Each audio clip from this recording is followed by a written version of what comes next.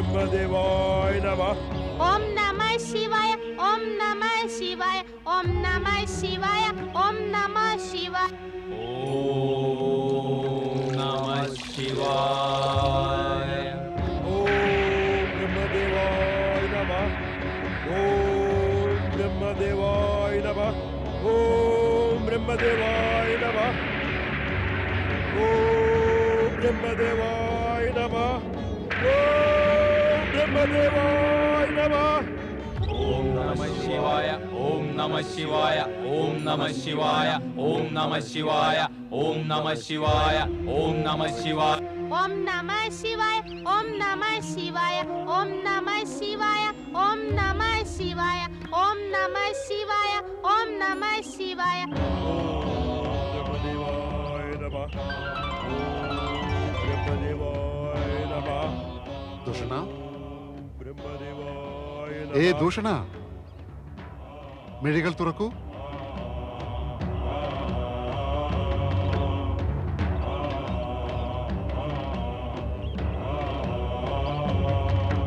ദൂഷണ, ഞാൻ നിന്റെ തപസ്സിൽ അതിപ്രസന്നനായി. ബ്രഹ്മദേവ, ഞാൻ അങ്ങയെ പ്രസന്നനാക്കുവാൻ തന്നെയാണ് തപസ് ചെയ്തത്. ഞാൻ ഇനി എനിക്ക് ആവശ്യമുള്ള വരം ചോദിക്കട്ടെ? തീർച്ചയായും. ആവശ്യപ്പെടുന്ന വരം തരുമല്ലോ? ഉവ്വ് ദൂഷണ, തീർച്ചയായും നൽകും.